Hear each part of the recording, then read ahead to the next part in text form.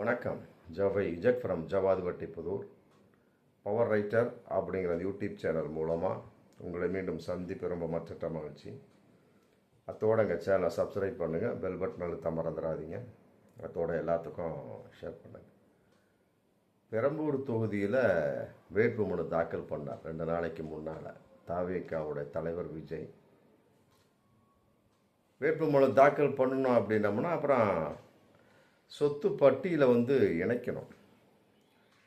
வேட்பாளர் மனுவோடு சேர்ந்து அதனுடைய உறுதிமொழி பத்திரம் மற்ற சோன்ஸோ அதில் எல்லா விளக்கமும் உங்களுக்கு என்னென்ன சொத்து எங்கெல்லாம் இருக்குது உன்னை மறைச்சா கூட கட்டாயமாக வேட்புமனு ரிஜெக்ட் ஆகிடும்.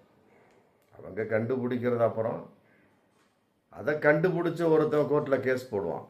இவர் ஜெயித்தாலும் அந்த வெற்றி செல்லாது அப்படின்னு பின்னர் அறிவிக்கப்படும். அந்த மாதிரிலாம் பலவிதமான நிலைகள் இருக்குது. அப்படிப்பட்ட அந்த உறுதிமொழி பத்திரம் வேட்புமனுவோடு கொடுக்கப்படக்கூடிய உறுதிமொழி பத்திரத்தில், பெரம்பூரில் கொடுக்கப்பட்ட உறுதிமொழி பத்திரத்தில் விஜய் தன்னுடைய சொத்து கணக்கை காமிச்சிருக்கார். அதாவது அவருக்கு மொத்தம் 624 கோடி அசையும் சொத்துக்கலாம். மற்றபடி அசையா சொத்துக்கள் டோட்டலாக 5 வருடங்களில் மொத்தம் அவருடைய வருமானம் 734 கோடி அப்படின்னு போட்டு கணக்கு அமைச்சிருக்கிறார். இதிலெல்லாம் விட இன்னொரு கூத்து என்ன அப்படின்னா, அப்பாவுக்கு அம்மாவுக்கு மற்றபடி மனைவி மகனுக்கு எல்லாத்துக்குமே கடன் கொடுத்துருக்கார். அதுதான் இன்றைக்கி மிகப்பெரிய வைரலான விஷயமா போயிருக்கு. அதான் ஒன்றுமே புரியல. அப்பாவுக்கு மகன் எதற்காக கடன் கொடுக்க வேண்டும், அம்மாவுக்கு எதற்காக கொடுக்க வேண்டும்? சரி, அம்மா அப்பா தான் கல்யாணத்துக்கு பின்னால் வேறு ஸ்டைலில் அவங்க 2 பேரும் ஒன்றா தனியாக புருஷன் முண்டாட்டியை வாழ போகிறாங்க. இவர் சங்கீதாவோடு வாழ போகிறார். அப்படி இருக்க சமயத்தில் ஒரு அப்பா கூட கடன் கேட்டுக்கலான்னு வைங்களா, ரைட்டு, ஓகே. ஆனால் மனைவிக்கு கடன் கொடுத்ததா கணக்கு காட்டியிருக்கிறார். அப்புறம் மகனுக்கு கடன் கொடுத்ததாகவும் மகளுக்கு கடன் கொடுத்ததாகவும் கணக்கு காட்டியிருக்கிறார். இது ஒன்றுமே புரியல. அப்பாவுக்கு 3.2 கோடி, அம்மா சோபாவுக்கு 87.12 லட்சம் கடன் கொடுத்துருக்காரு. மனைவி சங்கீதாவுக்கு 12.60 கோடி கடன் கொடுத்துருக்காரு.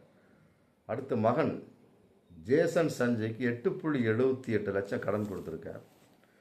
அப்புறம் மகள் திவ்யா சாஷாவுக்கு 4.6 லட்சம் கடன் கொடுத்துருக்காரு.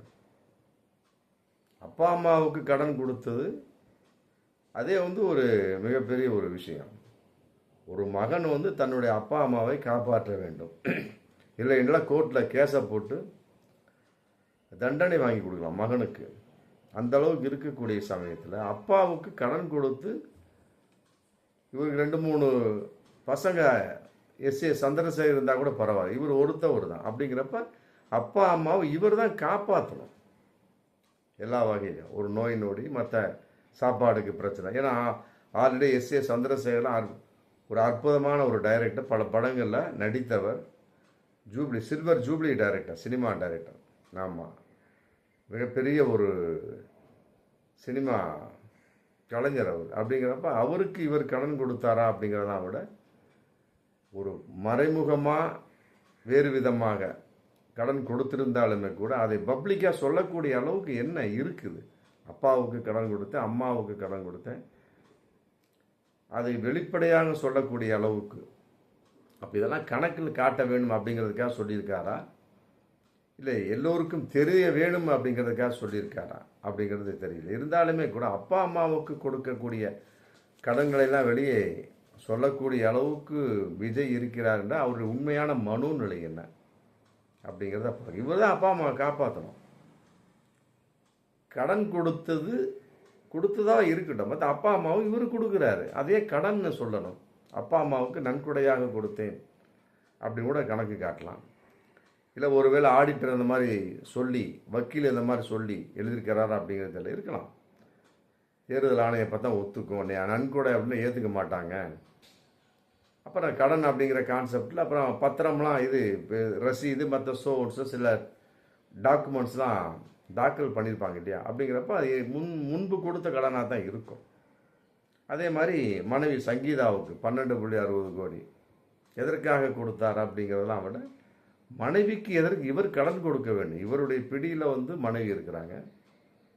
தாலியை கட்டி இங்கிலாந்துலேருந்து கூட்டிகிட்டு வந்துட்டார், முடிஞ்சு போகுது. 2 குழந்தை பெற்றார், ரைட், ஓகே, போயிடுச்சு. இவர் எதுக்கு தன் மனைவிக்கு வந்து காசு கொடுப்பாரு? புருஷங்காரே அவன் பொண்டாட்டிக்கு காசு கொடுப்பான், ஆமாம், செலவுக்கு காசு கொடுப்பான். மற்றபடி துணி போக்குவரத்து சில கணவன்மார்கள் தானே எடுத்து கொடுத்து விடுவார்கள்.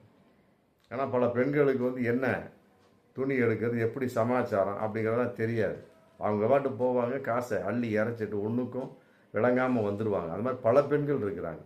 ஒரு பொருளாதார சிந்தனை இல்லாத ஒரு பெண்கள், காசை எவ்வாறு செலவு செய்ய வேணும் அப்படின்னு ஒரு சிந்தனை இல்லாத பல பெண்கள் இருக்கிறாங்க. அப்படி மத்தியில் வந்து இவர் காசு கொடுத்து போனார் அப்படின்னா அந்த அம்மா செலவு பண்ணி வேஸ்ட்டு பண்ணிடுறான் இல்லையா. அப்படி கூட பல பெண்கள் இருந்தாலுமே கூட, பட்டு மனைவி அப்படிங்கிற வரக்கூடிய சமயத்தில் கொடுத்து நீ போய் எடுத்துக்கமா, நானே எடுத்துகிட்டு வரேன் அப்படிங்கிற பல பேர் இருக்காங்க. ஆனால் இவர் எதுக்கு 12.60 கோடியை கொடுத்தார்? எதற்கு கொடுத்தார்? மனைவிக்கு, இவரோடு இருக்கக்கூடிய மனைவிக்கு எதற்கு கடன்? மனைவி காசு கேட்டால் கொடுக்க போகிறாரு, அவ்வளோதான். அது எப்படி கடனாக மாறும்? அதான் ஒன்றும் புரியல. அப்புறம் ஜேசன் தன் மகனுக்கு வந்து 8.78 லட்சம் கொடுத்துருக்காரு கடன்.